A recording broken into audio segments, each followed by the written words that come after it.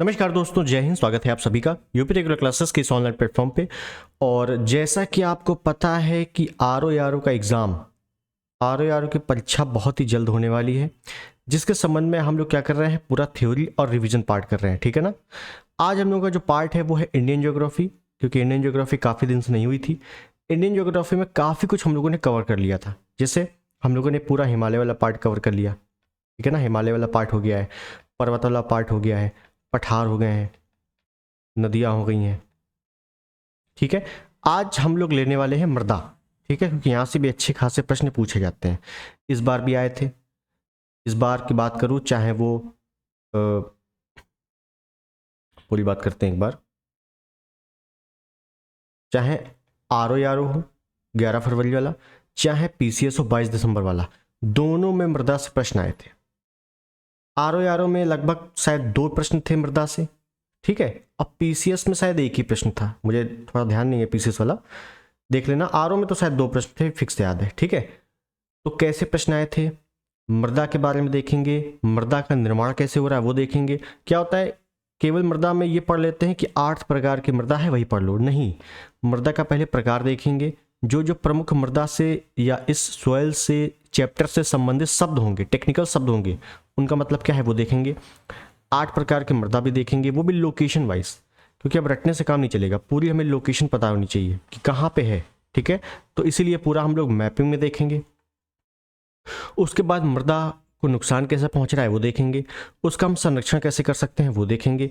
फिर मृदा अपर्दन, अपर्दन किस प्रकार से होता है, जल अपर्दन, वायु अपर्दन कितने प्रकार के होते हैं, क्या क्या स्टेप होते हैं, क्योंकि आर ओ में स्टेप पूछा गया था कि पहले कौन सा सबसे बड़ा अपर्दन, फिर उससे बड़ा, फिर उससे बड़ा, फिर उससे बड़ा, मतलब क्रम पूछा गया था अपर्दन का। ठीक है, तो सारी चीज़ें हम लोग देखने वाले हैं।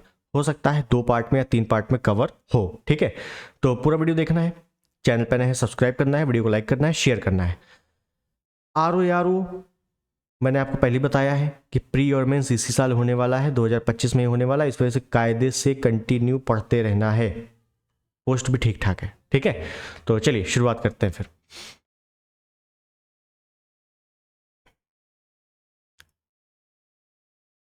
तो हम लोग देखने वाले हैं मृदा, थोड़ा मोटा करे पेन। मृदा, सॉइल, ठीक। मृदा का जो अध्ययन होता है, मृदा का जो अध्ययन किया जाता है उसको क्या कहते हैं, पेडोलॉजी। क्या कहते हैं, पेडोलॉजी। क्लियर है, सिंपल सा है। तो पहले कुछ हम लोग मोटी मोटी बातें करते हैं, ठीक है। जैसे मान लो मृदा का निर्माण कैसे हो रहा है, कि जैसे मान लो ये है पहाड़,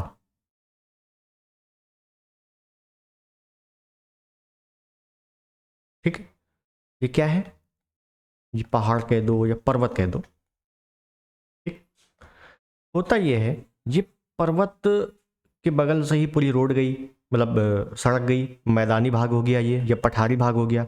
मैदानी बोल दो, उसके पहले पठारी हो गया, ठीक है ना। पठार के बाद मैदान बनता है, ये हो गया। होता ये है कि इसका होता है अपक्षय। अपक्षय मतलब क्षरण, मतलब कहने का इसकी जो परत है वो नीचे नीचे या गिरती रहती है। तो जब परत गिरती है तो इस प्रकार से, ये परत गिरी तो इस प्रकार से देखो आ जाती है जी, ठीक है, इस प्रकार से आ जाती है। और आगे जाती है तो मोटे मोटे पत्थर जो है यहीं पर टिके रहते हैं, फिर आगे जाती है तो छोटे छोटे हो जाते हैं, ये देखो है, छोटे छोटे हो गए। यहाँ से ये देखो छोटे छोटे हो गए। और आगे जाती है तो और एकदम महीन हो जाते हैं, बहुत महीन हो जाते हैं, बहुत हल्के हल्के। इसको थोड़ा डार्क करते हैं, ये बहुत हल्के हल्के, ठीक। इसी को कहते हैं, ये होता है सैंड, ये होता है सिल्ट, और ये होता है क्ले। क्ले, इन्हीं तीनों की जब बराबर मात्रा मिलती है तो इसी जो मिट्टी बनती है इसको कहते हैं दोमट मृदा। दोमट मिट्टी, दोमट मिट्टी, ठीक है।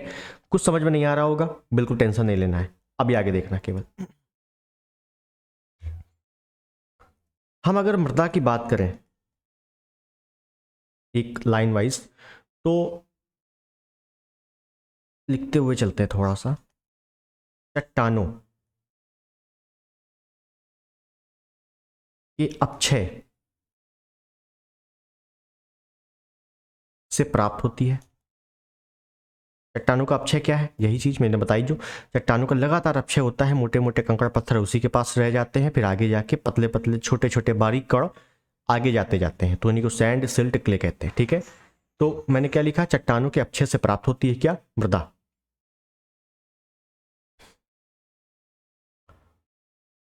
मृदा निर्माण की प्रक्रिया अत्यधिक जटिल व टाइम टेकिंग होती है। टाइम टेकिंग होती है। अब आपको लिखना तो है नहीं, समझाने के लिए लिखा है केवल। कहने का मतलब है कि अत्यधिक जटिल और टाइम टेकिंग। टाइम टेकिंग का मतलब यह है कि मृदा का निर्माण ऐसा नहीं है कि एक दो साल में हो गया, ये कई साल लगातार अपक्षय होता रहता है, तब जाके उस एरिया में मृदा का निर्माण होता है। ठीक है, ये बात आपको क्लियर है। एक शब्द सुना होगा, ह्यूमस। ह्यूमस तो मृदा में, मान लो ये मिट्टी है, मृदा में ही पशु, कोई भी जंतु, कोई भी पेड़ पौधे ये आके मिल जाते हैं। कहाँ पर? मिट्टी में ही। और जब मिट्टी में ही मिलते हैं लगातार, तो यही इन्हीं पशु जंतु पेड़ पौधों से बनता है ह्यूमस। ह्यूमस ये पूरी तरीके से सड़ जाते हैं, तो इन्हीं यही जो अवशेष होते हैं सड़ने के बाद मिट्टी में मिल जाते हैं, तो इनसे मिट्टी की उर्वरता बढ़ जाती है। ठीक है, ये इंपॉर्टेंट है, मिट्टी की उर्वरता ह्यूमस से बढ़ जाती है। ठीक है, तो इसको थोड़ा लिखते हैं, उसके बाद आगे देखेंगे।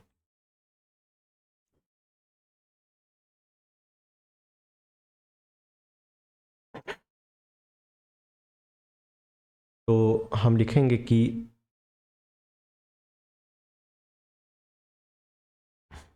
पूरा लिख दे,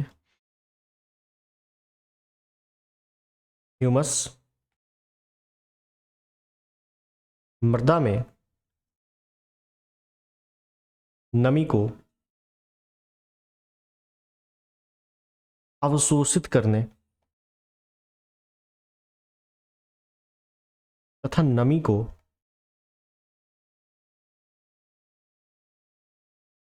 बनाए रखने में सहायक होती है। क्या? ह्यूमस। ठीक है, तो ह्यूमस क्या है? मेन चीज ये है कि मृदा में जो नमी है ना, पानी, उसको बनाए रखती है। और जो नमी बनी रहेगी तो ऑटोमेटिक उपजाऊ हो जाएगी। ठीक है, तो सहायक होती है। ह्यूमस से पौधों में वृद्धि होती है।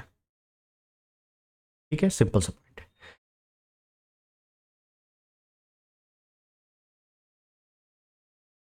अगला पॉइंट हम लोग लिखें,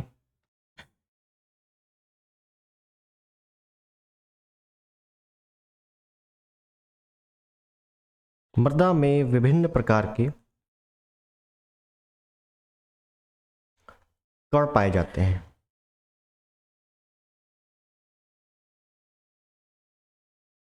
सबसे बारीक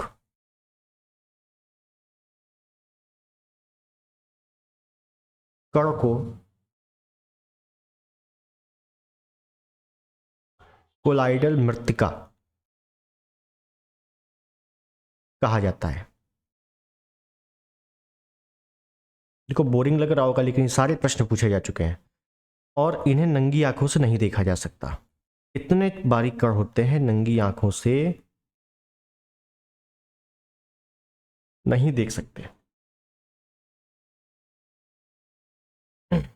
इंपॉर्टेंट पॉइंट है। पहली चीज, मृदा मृदा निर्माण की प्रक्रिया बहुत ही अत्यंत जटिल होती है, टाइम टेकिंग प्रोसेस होता है। ठीक है, सालों साल सदियों लग जाते हैं। ह्यूमस के बारे में हमने देखा, ह्यूमस इंपॉर्टेंट है। और मृदा में कई प्रकार के कण पाए जाते हैं। सबसे बारीक कण जो होता है, मृदा का सबसे छोटा कण होता है, वो होता है कोलाइडी मृत्तिका। क्या होता है? कोलाइडी मृत्तिका। इसको एक्सरे मशीन से ही देखा जा सकता है, केवल एक्सरे मशीन से ही देखा जा सकता है, नंगी आंखों से नहीं देखा जा सकता। क्लियर है? अगर हम लोग मृदा कण देखें, अगर एक बार मृदा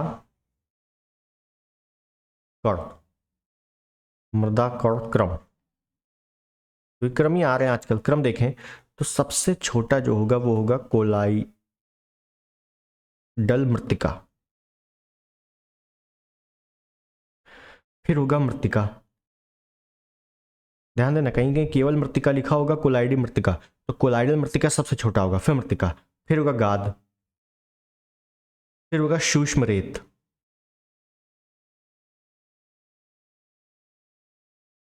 सूक्ष्म रेत, ठीक है, 4 इंपॉर्टेंट है।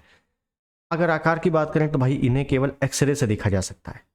जो कोलाइडल मृत्तिका है, पहली बात तो ये ध्यान रखना कि ये नीचे बढ़ेंगे तो इनका आकार बढ़ेगा, ठीक है ना, आकार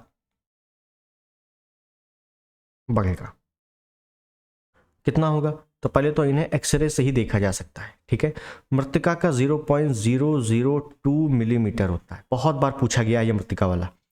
इनका होता है 0.002 से लेकर 0.5 मिलीमीटर तक, इनका होता है 0.05 से 0.2, ठीक है ना, 0.05 है और ये 0.2 है मिलीमीटर तक, ठीक है।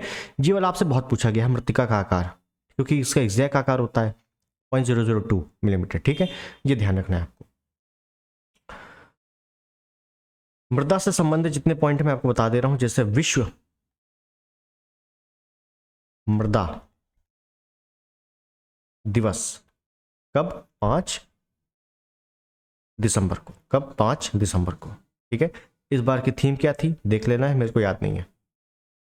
अब बात आती है कि मृदा का निर्माण हमने देखा, हमने एक पॉइंट में मृदा का निर्माण देखा कि जटिल प्रक्रिया होती है, टाइम टेकिंग प्रोसेस होता है, ठीक है, समझ में आ गया। लेकिन मृदा निर्माण की प्रक्रिया को प्रभावित करने वाला कारक कौन कौन से हैं, कैसे बनेगी मिट्टी, ये तो बताओ, ठीक है हम समझ गए, बहुत टाइम लगता है, बहुत जटिल प्रक्रिया है, बहुत कठिन प्रोसेस है, लेकिन बनती कैसे है समझो। तो हम हेडिंग डालते हैं मृदा निर्माण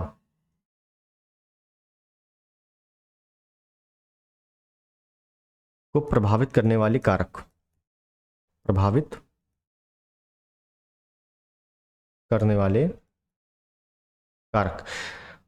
देखो होता क्या है कि हम लोगों को पूरा कंसेप्ट अच्छे से समझना है, क्योंकि आजकल डायरेक्टली प्रश्न नहीं आ रहे हैं, ठीक है ना, जैसे हम लोग रटते थे उस टाइप के प्रश्न नहीं आ रहे हैं, थोड़े से प्रश्न अच्छे खासे आ रहे हैं। अच्छे खासे प्रश्न के लिए कंसेप्ट जब तक क्लियर नहीं होगा हम नहीं कर पाएंगे, ठीक है। तो कंसेप्ट क्लियर करना बहुत इंपॉर्टेंट है आजकल। देखिए सबसे पहला जो कारक है वो है जनक सामग्री, जनक सामग्री, समझना है केवल जनक सामग्री। अब ये क्या है जनक सामग्री, समझिएगा। जनक सामग्री का मतलब होता है कि मैंने आपको बताया कि जैसे मृदा का निर्माण, ये देखो चट्टान है, पर्वत है, पहाड़ है, यहां से लगातार टूट फूट कर अपरदन हो रहा है, यहीं से लगातार मिट्टी बन रही है। कौन सी मिट्टी किस पर्वत से बन रही है, ये भी तो बात है ना भाई। तमाम तरह की मिट्टी है, 8 तरह की मृदा है, अब वैसे टोटली तो बहुत है, लेकिन वैसे हमको 8 तरह की पढ़नी है, तो हर तरह की मिट्टी एक ही चट्टान से तो बन नहीं रही है, अलग अलग चट्टान से बन रही है। तो जो मिट्टी जिस चट्टान से बन रही है वो चट्टान उसी मिट्टी की जनक सामग्री है, समझ गए। जैसे मैं लिखता हूं फिर उसको बताता हूं, जिस चट्टान से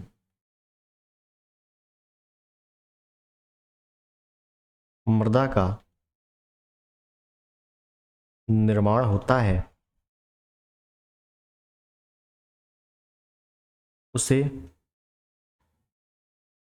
लिखते हैं पूरा, जिस चट्टान से मृदा का निर्माण होता है उस मृदा में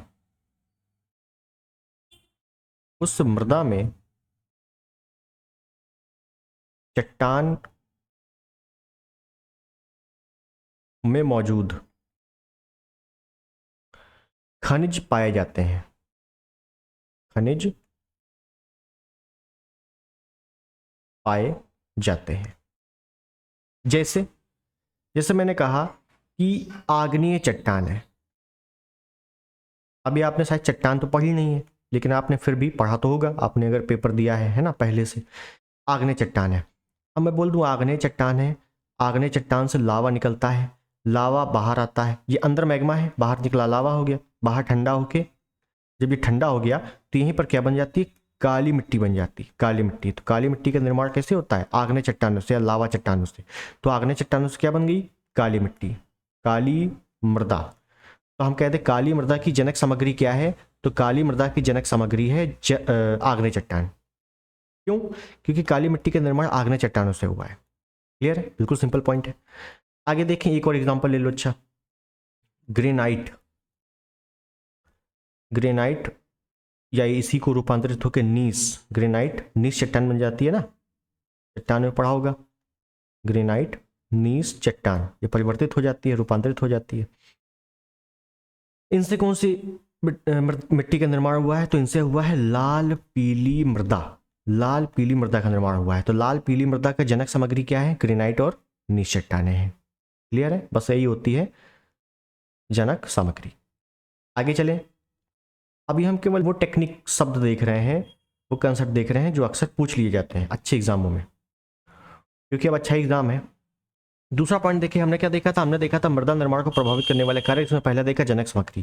दूसरा देखते हैं अवस्थिति के आधार पर या स्थिति के आधार पर। स्थिति के आधार पर मृदा दो प्रकार से है। कैसे? देखना बहुत अच्छे से, बहुत सिंपल तरीका है। एक होती है क्षेत्रीय मृदा और एक होती है अक्षेत्रीय मृदा। क्षेत्रीय मृदा, एक होती है क्षेत्रीय मृदा और एक होती है अक्षेत्रीय मृदा। नाम से पता लग रहा होगा, नहीं लग रहा तो भी पता चल जाएगा। क्षेत्रीय मृदा का मतलब क्या है? क्षेत्रीय मृदा का मतलब है कि जो मृदा जिस चट्टान से बन रही है वो उसी चट्टान के पास में अगर बने या अपने जनक सामग्री के पास में बने, वही क्षेत्रीय मृदा कहलाती है। मतलब मैंने कहा कि मेरा जो घर है, मैंने अपने घर में ही नीचे एक छोटे से कमरे में अपना ऑफिस बना रखा है। ये ऑफिस जो हुआ ना, कहाँ? ये घर के नज़दीक ही है, घर ही में है, तो ये क्षेत्रीय ऑफिस हो गया, है ना। हमने कहते ये घर यहाँ पे, उसके 20 किलोमीटर दूर ऑफिस है, तो क्या होगा? अक्षेत्रीय हो गया, दूर हो गया। बस वही चीज़ ऐसे है। मृदा में क्या है? मृदा में मैंने कहा जनक सामग्री। जनक सामग्री मतलब ये कोई पहाड़ है, यहां से ये कोई मृदा बन रही है। मान लो ये पहाड़ है, ऐसे ये ऐसे कोई पहाड़ है, ठीक, समझने के लिए मैंने बना दिया है, देख लेना थोड़ा सा। ये पहाड़ है, यहां से मृदा आई, मतलब मिट्टी के कण आए और ये मृदा यहीं पर बन गई। ये देख रहे हो, ये यहीं पर बन गई, तो मतलब पहाड़ी के उतरते ही नजदीक बन गई। तो ये कौन सी मृदा है? ये क्षेत्रीय मृदा है। क्षेत्रीय मृदा है। कैसी मृदा है? क्षेत्रीय मृदा है। ठीक है। अब ऐसी कौन सी मृदा होती है? तो जैसे मैंने कहा कि मान लो जैसे आग्नेय चट्टान है, आग्नेय चट्टान है, लावा निकला, लावा निकला, लावा बगल में यहाँ के। अब ऐसा तो नहीं लावा उड़ के इधर चला जाएगा, लावा ऐसे निकलेगा आराम से, नीचे नीचे नीचे नीचे निकला। लावा लाल होता है तो लाल कर दे रहे हैं लोग, लाल लाल आराम से लावा निकला नीचे नीचे, और यहीं पर मिट्टी का निर्माण हो गया, जिसको हमने कहा काली मृदा। क्या कहा था? काली मृदा कहा था। ये काली मृदा का निर्माण इसी आग्नेय चट्टान के बिल्कुल नजदीक हो गया, तो इसको बोलते हैं क्षेत्रीय मृदा। क्या बोलेंगे? क्षेत्रीय मृदा। ठीक। तो अक्षेत्रीय क्या होती है? तो भाई अपने जनक सामग्री या जिस चट्टान से जिस मिट्टी का निर्माण हुआ है वो चट्टान दूर हो और मिट्टी दूर बनी हो, तो उसको कहते हैं अक्षेत्रीय मृदा। तो ऐसी कौन सी मिट्टी है कि पहाड़ से बहुत दूर बनी है? क्या उड़ के चली जाती है क्या मिट्टी? नहीं। देखो मान लो ये पहाड़ है, यहां से कंकड़ पत्थर या कण तो निकल ही रहे हैं, यहां पे बह रही हैं नदियां, यहां पे नदियां भी बह रही हैं, ये कई प्रकार की नदियां बह रही हैं, और नदियों क्या कर रही हैं? उन कंकड़ पत्थर को बहा के ले जा रही हैं दूसरी ओर। इन कंकड़ पत्थर को बहा के ले जा रही है दूसरी ओर। जब दूसरी ओर ले जा रही हैं तो बनी थी इस चट्टान से मृदा बनी थी यहाँ पे, लेकिन नदियों के कारण वो मृदा दूर चली गई, तो इस मृदा को कहते हैं अक्षेत्रीय मृदा। और ऐसी मृदा कौन सी है? जलोढ़ मृदा। जलोढ़ मृदा अक्षेत्रीय मृदा है। आपने पढ़ा होगा कि जलोढ़ मृदा का निर्माण मिट्टियों द्वारा लाए गए अवक्षेप के कारण होता है, सॉरी नदियों द्वारा लाए गए अवक्षेप के कारण होता है। ठीक है। तो नदियां जब लगातार अवक्षेप लाती रहती हैं, हिमालयी नदियां जैसे हैं, सिंधु नदी है, सतलज है, गंगा नदी है, गंगा नदी पूरा तंत्र है, हिमालयी नदियां जो हैं वो अपने द्वारा निक्षेप लाती हैं। ठीक है, अपने द्वारा बहाकर मिट्टियां लाती हैं, निक्षेप लाती हैं। तो बनी थी तो यहाँ पे, लेकिन नदियों द्वारा वो मिट्टी यहाँ पे आ गई। अब होगा क्या, समझिएगा, दोनों कंडीशन है। इस मिट्टी में जो क्षेत्रीय मिट्टी है वो अपने जनक सामग्री अपने पहाड़ी के नजदीक ही बन गई, तो जो पहाड़ी में पोषक तत्व होंगे, तो मिट्टी नजदीक बनी है तो उसी मिट्टी में भी वही पोषक तत्व होंगे, जाहिर सी बात है। अगर इस मिट्टी में नाइट्रोजन ज्यादा है, सॉरी इस चट्टान में नाइट्रोजन ज्यादा है, तो बगली में मिट्टी बनी है क्षेत्रीय मृदा, तो इसमें भी नाइट्रोजन ज्यादा हो जाएगा। लेकिन इसमें उल्टा हो जाएगा, यहां पे तो नाइट्रोजन ज्यादा है, एग्जाम्पल के लिए बता रहा हूं मैं, ठीक है, नाइट्रोजन ज़्यादा है, लेकिन जब नदियों द्वारा लगातार निक्षेप लाई गई, नदियों द्वारा लगातार मिट्टी बहाई गई, तो मिट्टी के जो पोषक तत्व है वो आपस में ही फैल गए यहाँ पे, ठीक है, बहते बहते सब कम हो गए। और जब कम हो गए तो यहाँ पे जो पोषक तत्व पाए जाएंगे वो बहुत ही कम पाए जाएंगे। समझ गए क्यों? क्योंकि जब लगातार बह के आ रही है तो अपने जो उसके पोषक तत्व हैं वो सब बिखर गए, रास्ते में फैल गए, ऐसे समझ लो। और जब फैल गए तो यहाँ पे बचा ही नहीं, तो यहाँ पे पोषक तत्व कम पाए जाएंगे, पोषक तत्व कम पाए जाएंगे। मुझे लगता है समझ में आ गया होगा आपको, ठीक है, तो इसको मैं लिख दूंगा और समझ में आ जाएगा। ये सब चीज़ें बुक में हैं, लेकिन एनसीईआरटी में भी हैं, लेकिन वही है ना कि समझ में नहीं आता है। तो यहाँ पे लिखेंगे कैसे, यहाँ पे लिखेंगे कि वह मृदा, लिखेगा, मैं पूरा लिख रहा हूँ कंसेप्ट, वह मृदा, वह मृदा जिसका निर्माण जनक सामग्री के समीप होता है, के समीप होता है, तो उसी का कहते हैं क्षेत्रीय मृदा कहते हैं। ठीक है, ये पहला पॉइंट बना के लिख लो। क्षेत्रीय मृदा मैंने बताया था, कहाँ बताया था, ये सॉरी जनक सामग्री मैंने बताई थी कि जिस मिट्टी का निर्माण जिस चट्टान से हो रहा है वही उसकी जनक सामग्री हो गई। ठीक है, दूसरा हम इसमें ये लिख सकते हैं कि इस मृदा में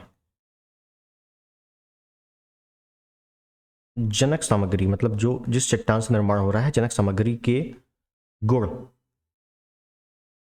अधिक पाए जाते हैं, क्योंकि उस मिट्टी का निर्माण उस जनक सामग्री उस चट्टान के बिल्कुल नजदीक हो रहा है, तो उस चट्टान में जो जो पोषक तत्व होंगे, नाइट्रोजन, फास्फोरस, ह्यूमस, जो भी होगा, उस मिट्टी में भी ज्यादा पाया जाएगा। क्यों? अगली बगल है, तो जनक सामग्री के गुण अधिक पाए जाते हैं, पाए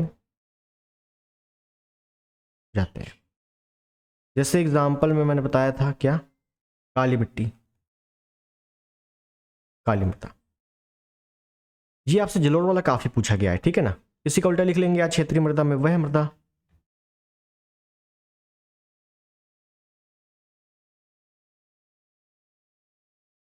जिसका निर्माण जनक सामग्री से दूर होता है, इसमें पोषक तत्व या गुण, पोषक तत्व या गुण जनक सामग्री से कम पाए जाते हैं, कम पाए जाते हैं अक्षेत्रीय मृदा। क्यों कम क्यों पाए जाएंगे? क्योंकि मिट्टी को नदियां बहा कर ले गई, जब नदियां बहा कर ले गई तो जो भी पोषक तत्व थे रास्ते में फैल गए, बिखर गए, ऐसे याद रखो। ठीक है, तो कम हो गए पोषक तत्व। कौन सी मृदा है? जलोढ़ मृदा, जलोढ़ मृदा, जलोढ़ को कछारी मृदा भी कहते हैं, ठीक है ना, कछारी मृदा, कछारी मृदा, तो ध्यान रखना इसके बारे में, ठीक है। जलोढ़ मृदा अक्षेत्रीय मृदा है, बिल्कुल सही, ठीक। तो ऐसे स्टेटमेंट वाले क्वेश्चन ज्यादा बनते हैं। अब कुछ चीजें और टेक्निकल में बताऊं तो आपने पढ़ा होगा, थोड़ी सी चीजें बता देते हैं जल्दी जल्दी, क्योंकि अपने को अब सीधे कंसेप्ट पे आना है, ठीक है, कंसेप्ट जरूरी है। अब जितना पूछना था एग्जामिनर को उतना यहां से अच्छे से पूछ लेगा वो।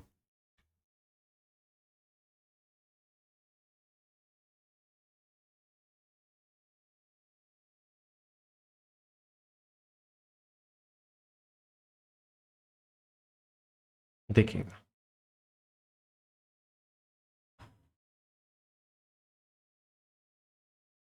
ये हो गया एक, नीचे इस प्रकार से, एक ये हो गया, एक ये हो गया, ठीक है। सबसे नीचे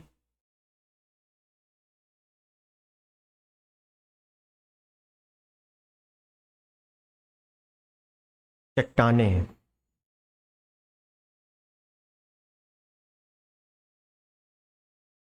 ठीक, इस प्रकार से इसको क्या बोलते हैं, इसको बोलते हैं ओ स्तर, इसको बोलते हैं ए स्तर, इसको बोलते हैं बी स्तर, इसको बोलते हैं जनक सामग्री। चट्टान बोल दें इसको, जनक सामग्री ना बोल के।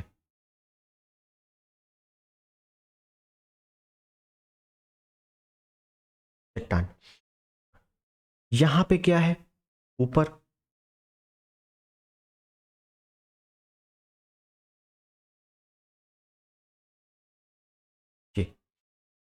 जी, यहां पे क्या है, तो यहां पे लगातार पत्तियां हैं, मतलब पेड़ पौधे उगे हैं।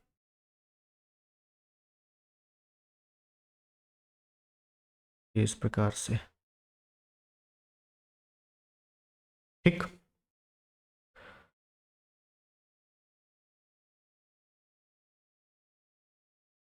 इसी को ओ स्तर को ही बोलते हैं ह्यूमिक लेयर। ह्यूमिक लेयर क्यों, क्योंकि यहाँ पे ह्यूमस की अधिकता पाई जाती है। देखना मैं ओरली बोल रहा हूँ उसको, ठीक है ना, इस पे यहाँ से ज़्यादा क्वेश्चन नहीं आते, लेकिन फिर भी समझ लेना है। कहीं कहीं 4 स्तर भी है, कहीं कहीं 5 स्तर भी है, कहीं कहीं 3 स्तर भी है, ठीक है ना। ये जो लेयर बनी है, सबसे ऊपर पेड़ पौधे हैं, कोई समस्या नहीं है। जहां पे पेड़ पौधे उगे हैं उसकी जो पहली लेयर है, इसकी लंबाई नहीं पूछी जाती, पहले बता दूं, ठीक है ना, कि लंबाई पूछने लगो कि इसकी लंबाई कितनी है, नहीं। इसकी जो ये वाली है, जो मैंने ब्लैक से देखो मार्क कर दिया, इसको बोलते हैं ह्यूमिक लेयर। यहाँ पे ह्यूमस की अधिकता पाई जाती है, जैविक पदार्थों की प्रचुर मात्रा पाई जाती है। ह्यूमस व जैविक पदार्थों की प्रचुरता पाई जाती है पहली लेयर में, ठीक है। अब जैसे आपने सुना होगा अपर्दन, वायु अपर्दन। वायु अपर्दन में क्या होता है कि मिट्टी की ऊपरी परत को वायु अपने साथ उड़ा के ले जाती है, तो यही ओ स्तर को उड़ा के ले जाती है। जब उड़ा के ले जाएगी तो ह्यूमस सब इसी में था, जैविक पदार्थ इसी में थे, तो मृदा उपजाऊपन कम होगा कि नहीं होगा, बिल्कुल हो जाएगा। इससे जल अपर्दन होता है। तो जब बाढ़ आती है, ये अत्यधिक वर्षा हो जाती है, तो मिट्टी की ऊपरी परत जो है वो खत्म हो जाती है, ठीक है। तो ऊपरी परत खत्म हो गई तो उपजाऊपन ज्यादा हो गई, कम होगा, कम हो जाएगा। क्यों, क्योंकि ऊपरी परत में ह्यूमस था, जैविक पदार्थ थे, ठीक है। जब अपर्दन आएगा उसमें देखेंगे। जो ए स्तर है, जो पौधों की अत्यधिक जड़ें हैं,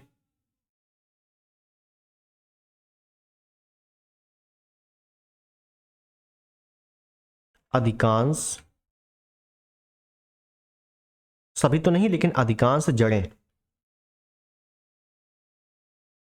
इसी में पाई जाती हैं।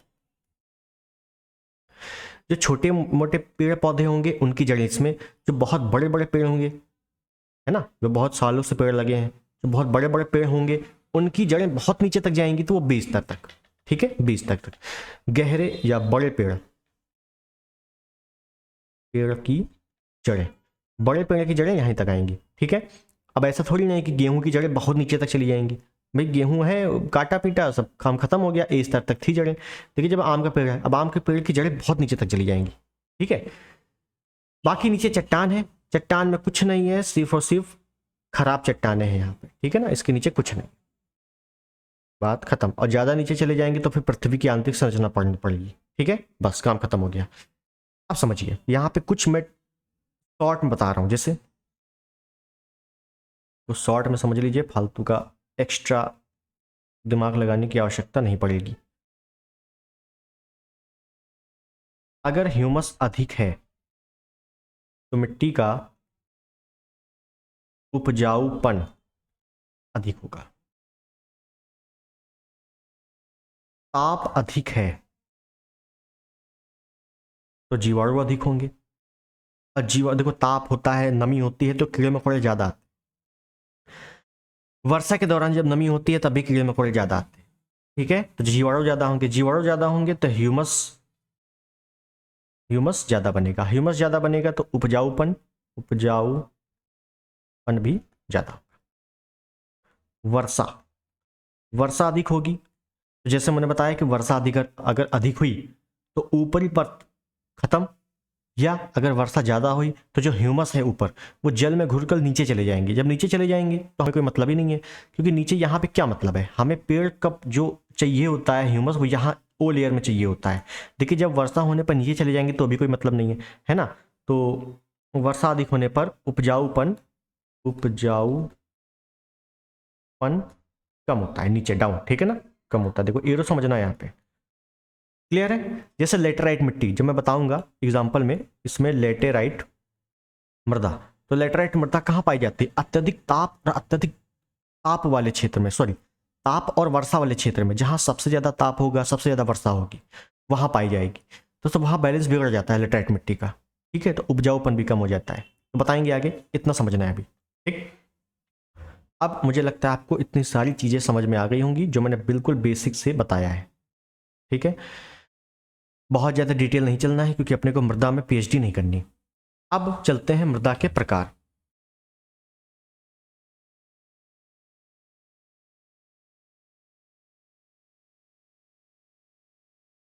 मृदा के प्रकार पूरा मैपिंग में देखेंगे हम लोग, ठीक है ना, अभी तक मैप नहीं लिया हम लोगों ने, ठीक। तो मृदा के प्रकार में अगर हम लोग बात करें तो ICAR, ये क्या है ICAR, Indian council for agricultural research के अनुसार, ICAR के अनुसार भारतीय मृदाओं को 8 भागों में बांटा गया है, बांटा गया है, ठीक है। 8 भाग कौन कौन से, कभी नहीं पूछेगा 8 भाग कौन कौन से, या निम्नलिखित में से कौन सा भाग नहीं है, कभी भी नहीं आएगा। सबको पता है जलोढ़ मृदा है, काली मृदा है, लाल पीली मृदा, लेटराइट मृदा, मरुस्थलीय शुष्क मृदा, लवणीय या क्षारीय मृदा, पर्वतीय मृदा, दलदली मृदा, अम्लीय मृदा, है ना, कई सारी मृदाएं हैं। जैसे पीट मृदा या दलदली मृदा और अम्लीय मृदा को एक साथ ही पढ़ लिया जाता है, ठीक है।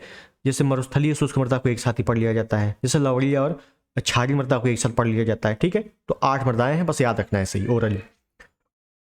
अब एक एक करके मृदा को हम लोग को देखना है। पहला जैसे जलोढ़ मृदा,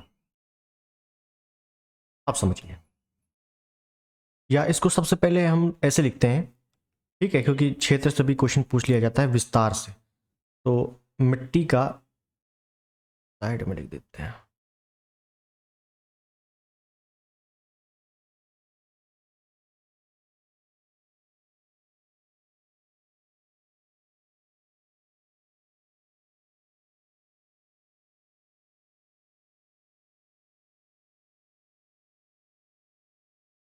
मृदा विस्तार। सबसे ज्यादा जो भारत में मृदा पाई जाती है जलोढ़ मृदा, जलोढ़ के बाद पाई जाती है लाल मृदा, लाल के बाद पाई जाती है काली मृदा, काली के बाद पाई जाती है लेटेराइट मृदा, लेटेराइट, बस 4 याद रखना है, जलोढ़, लाल, काली, लेटेराइट, ठीक है ना। जलोढ़ मृदा, दूसरे नंबर पे लाल मृदा, तीसरे नंबर पे काली, चौथे नंबर पे लेटेराइट। टीसीएस में आया था ये क्वेश्चन, टीसीएस 24 में। दूसरे नंबर की सबसे ज्यादा मृदा है वो लाल मृदा है, ठीक है, तो याद रखना जलोढ़ मृदा। तो सबसे पहले जलोढ़ मृदा की कुछ खूबियां लिखते हैं, उसके बाद उसको देखेंगे कहाँ पे है। पहला पॉइंट, नदियों द्वारा लाए गए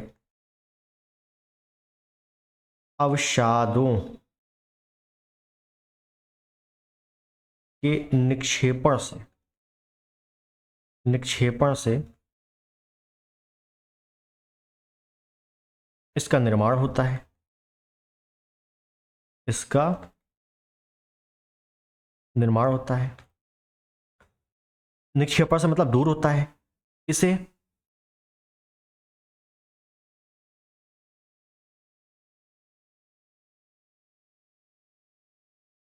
इसे निक्षेपण मृदा भी कहा जाता है, निक्षेपण मृदा भी कहते हैं।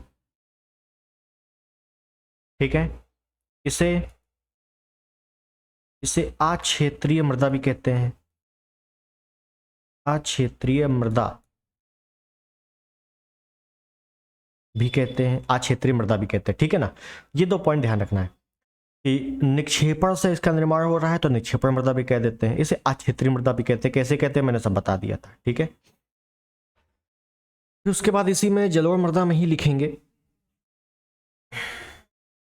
जलोढ़ मृदा में ही लिखेंगे कि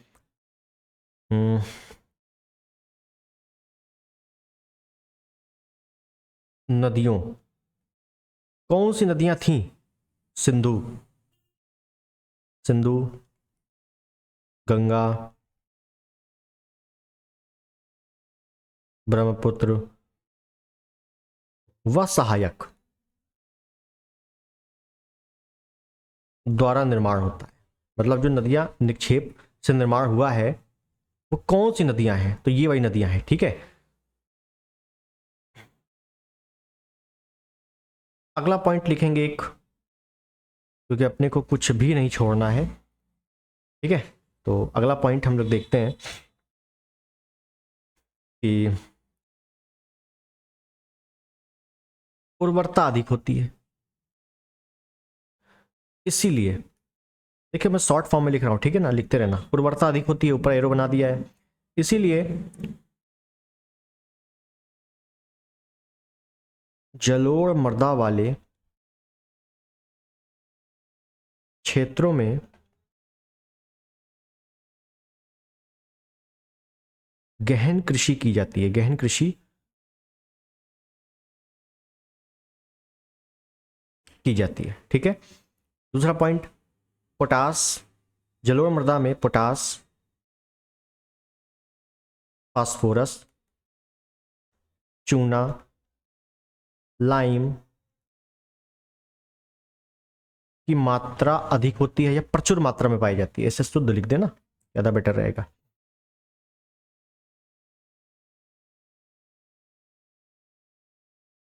प्रचुर मात्रा पाई जाती है। इस मृदा में nitrogen, humus, most important humus ही है, ह्यूमस से ज्यादा क्वेश्चन बनते हैं। ह्यूमस बहुत कम मात्रा पाई जाती है, ऐसा नहीं एक भी नहीं पाया जाता, क्योंकि मिट्टी, जीव जंतु या पेड़ पौधे तो गिर ही रहे हैं ना, तो बहुत ही कम पाई जाएगी, ठीक है ना। लेकिन प्रचुर मात्रा पोटास, फास्फोरस, चूना, लाइम की ज्यादा मात्रा पाई जाएगी, ठीक है, क्लियर है। उसके बाद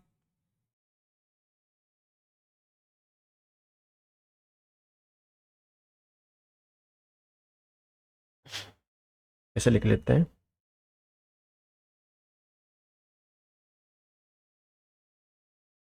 जलोढ़ मृदा 2 प्रकार की है, पुरानी जलोढ़, नवीन जलोढ़। पुरानी जलोढ़ है उसको कहते हैं बांगर, नवीन जलोढ़ है इसको कहते हैं खादर।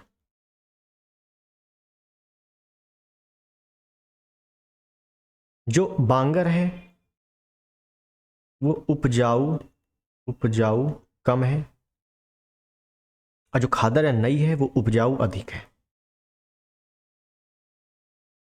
उपजाऊ अधिक है, ठीक है। बस पूछेगा तो इतना ही पूछ लेगा आपसे, वरना नहीं पूछेगा। सिंपल सिंपल सी बात, सारी चीजें मैंने बता दी। क्षेत्र देखते हैं, क्षेत्र वेरी इंपॉर्टेंट पॉइंट।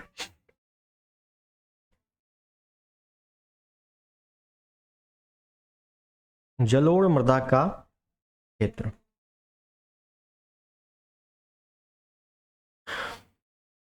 देखिएगा तो पहले मैं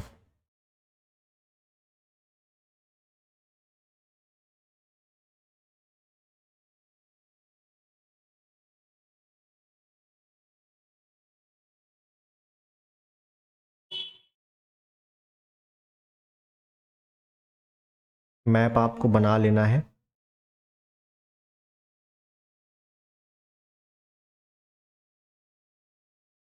ये कुछ भारत बन गया है, ठीक है ना, भारत का विस्तार हो गया है। जलोढ़ मृदा कहाँ पाई जा रही है ये देखना है। देखिए जलोढ़ मृदा जो पाई जा रही है, ये आपका पूरा जो उत्तर का मैदानी भाग है, उत्तर का मैदानी भाग है, ये आप देख रहे हो, ये उत्तर का ये मैदानी भाग,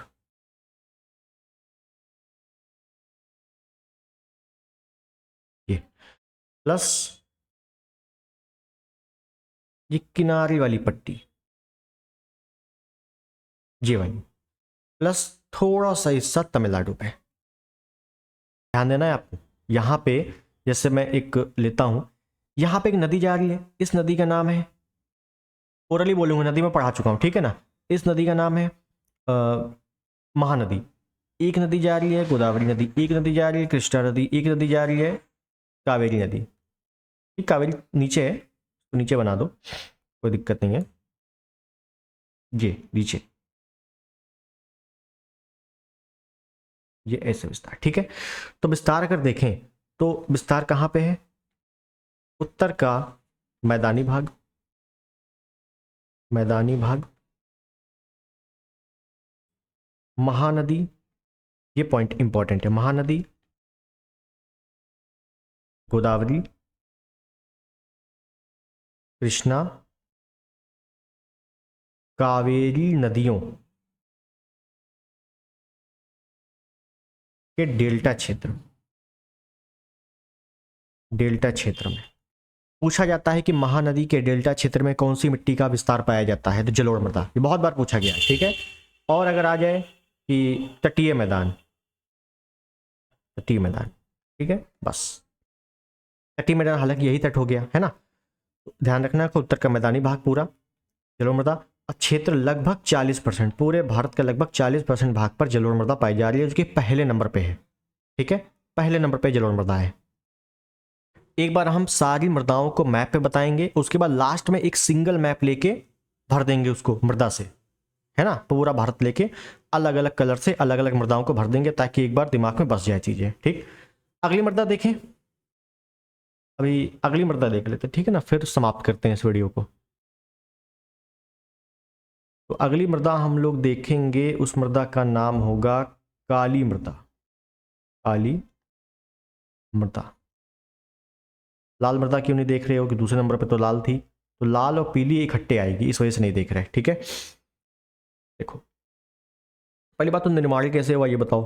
तो पहली बात तो इसका निर्माण, काली मृदा का निर्माण आग्नेय चट्टानों के विखंडन से, मैंने बताया था, ज्वालामुखी विस्फोट के कारण जो बेसाल्टिक चट्टानें बनती हैं उसके द्वारा। पहले कुछ लिखते हैं बातें, ज्वालामुखी विखंडन से बेसाल्टिक चट्टानों से निर्मित, निर्मित है क्या, क्या निर्मित है, काली काली मृदा। काली मृदा का निर्माण किस चट्टान से हुआ है, तो बेसाल्टिक चट्टान या आग्नेय चट्टान, जो भी आ जाए, लावा चट्टान है ना, लावा चट्टान भी कह देते हैं उसी को।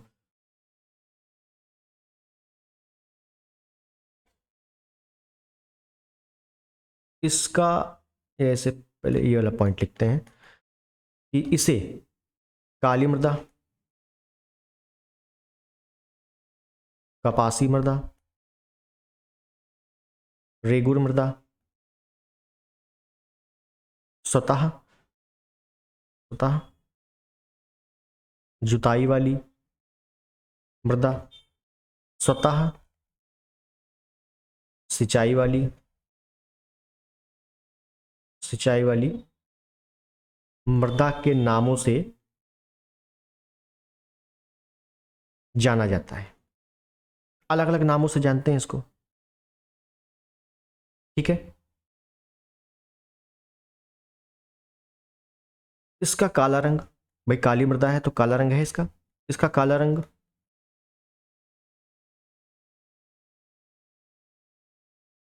टिटेनीफेरस मैग्नेटाइट के कारण है, टिटेनीफेरस मैग्नेटाइट एलिमेंट पाया जाता है इसमें, इस वजह से काली मृदा का रंग काला है, ठीक है, सिंपल सा पॉइंट है। फिर इसके बाद ये मृदा होती क्या है बता दूं मैं, ये मिट्टी में अगर पानी डाल दो तो नमी रोकने की क्षमता बहुत ज्यादा होती है, इस मृदा में नमी रोकने की, नमी रोकने की क्षमता ज्यादा है। जब नमी रोकने की क्षमता ज्यादा है, इसी वजह इसको स्वतः सिंचाई वाली मृदा कहते हैं।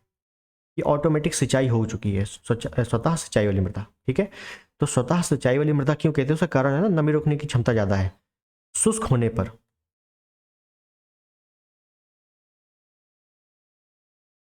गहरे दरार हो जाते हैं। इस मृदा में शुष्कता होने पर जब सूख जाती है तो बहुत दरारें हो जाती है, गहरी गहरी दरारें। इसी वजह से इसको स्वतः जुताई वाली मृदा भी कहते हैं। भाई जुताई में क्या होता है? जुताई वाली मृदा भी कहते हैं। जुताई में क्या होता है? मिट्टी में जब जुताई की जाती है तो गहरे गड्ढे किए जाते हैं और इसमें ऑटोमेटिक सूखने पर गड्ढे हो जाते हैं, तो ऐसा लगता है कि ऑटोमेटिक जुताई हो चुकी है। तो स्वतः जुताई वाली मृदा भी काली मृदा को कहा जाता है। कपासी मृदा हुई, कपासी खेती ज़्यादा होती है, रेगुलर मृदा भी कहते हैं। अगला पॉइंट देखें। अगला पॉइंट देखते हैं। इसमें एक चीज़ ध्यान रखना है, मैं थोड़ा शॉर्ट बताऊंगा। पहली चीज, इसमें नाइट्रोजन, नैन, फास्फोरस, पी, ह्यूमस की कमी पाई जाती है। कमी पाई जाती है। भाई आग्नेय चट्टानों में ही ह्यूमस नहीं है, और आग्नेय चट्टानों से बनी है तो इसमें ह्यूमस कहाँ से आ जाएगा? है कि नहीं? तो इसमें ह्यूमस नहीं है। इस पे याद रखना माली, माली ध्यान रखना। माली मतलब मैग्नीशियम, एल्यूमिनियम, एल से लाइम,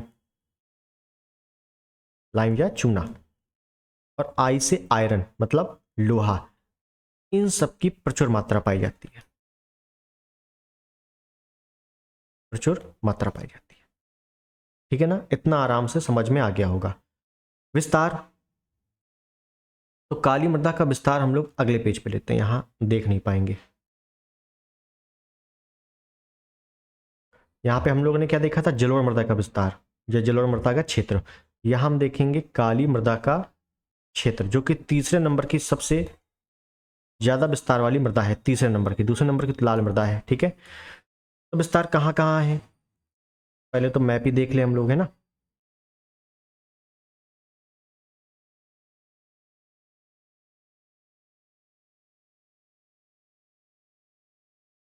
तो मैप मैं अपने हिसाब से बना रहा हूं।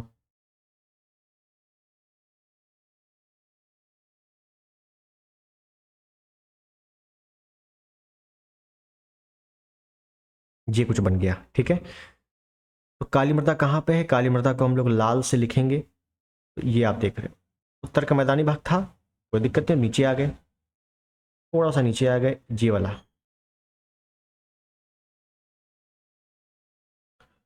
थोड़ा सा ये वाला क्षेत्र, और थोड़ा सा ये वाला क्षेत्र। ये रहा काली मृदा का क्षेत्र। तो कहाँ, थोड़ा सा लिख भी दें, गुजरात, महाराष्ट्र, मध्य प्रदेश, आंध्रा, तमिलनाडु। इन सब क्षेत्रों में काली मृदा का विस्तार ज़्यादा है। काली मृदा में कपास की खेती ज़्यादा होती है, तो कपास की खेती गुजरात में, महाराष्ट्र में सब ज़्यादा होती है कपास की खेती। तो गुजरात महाराष्ट्र सबसे ज़्यादा ऑप्शन में आता है। ठीक है, तो गुजरात महाराष्ट्र वाले क्षेत्र में, गुजरात महाराष्ट्र मध्य प्रदेश और आंध्र प्रदेश तमिलनाडु वाले क्षेत्र में काली मृदा का विस्तार ज़्यादा है। ठीक है, इसके ऊपर क्या था? ये वाला क्षेत्र। ये देखो, ये वाला क्षेत्र क्या था? यहाँ वाला, तो यहाँ वाला जलोढ़ मृदा था, है ना। यहाँ वाला क्या था? यहाँ वाला भी जलोढ़ मृदा था। तो ये वाला क्षेत्र बचा है, देखो ये वाला क्षेत्र बचा है ना। तो अभी बहुत मिट्टी आएंगी भी इसमें। ठीक है, तो ध्यान रखना, एक एक लोकेशन को हम लोग फिलअप करेंगे, तब जाके चीज़ें समझ में आएंगी। तो इतनी चीज़ें आपको ध्यान में रखनी है, बहुत अच्छे से इतनी चीज़ें समझ में आ गई होंगी। तो जलोढ़ मृदा, काली मृदा हम लोगों ने देख लिया है। इसी के आगे अब हम लोग कल कंटिन्यू करेंगे। इसके आगे हम लोग देखेंगे लाल पीली मृदा, फिर देखेंगे लेटराइट मृदा, फिर देखेंगे पर्वतीय मृदा। किस मृदा में कौन सी फसल ज़्यादा हो रही है, लवणी मृदा और क्षारीय मृदा को कम करने के लिए क्या करना है, कौन कौन सी फसल उगानी है, अम्लीय मृदा को कम करने के लिए क्या मिलाना है, हम कुछ नहीं मिला पा रहे तो फसल कौन सी उगानी है। ये सब चीज़ें हम लोग अगले टाइम पर देखेंगे। ठीक है ना, काफ़ी इंपॉर्टेंट चीज़ें भी बची हुई हैं। तो पार्ट 2 सबसे ज़्यादा इंपॉर्टेंट है, पार्ट 1 से ज़्यादा इंपॉर्टेंट, तो उसको जरूर देखना। चैनल पर नए हो, अच्छा लगा हो वीडियो, सब्सक्राइब कर देना, वीडियो को लाइक कर देना, कोई भी सजेशन हो कमेंट में बता देना और शेयर भी कर देना, ठीक है ना, क्योंकि अपने को इतना डिटेल पढ़ना पड़ेगा। अगर आपको बोरिंग लग रहा है तो मैं कुछ नहीं कर सकता, इतना पढ़ना पड़ेगा, ठीक है। तो मिलते हैं अगले वीडियो में, तब तक के लिए नमस्कार, जय हिंद, वंदे मातरम।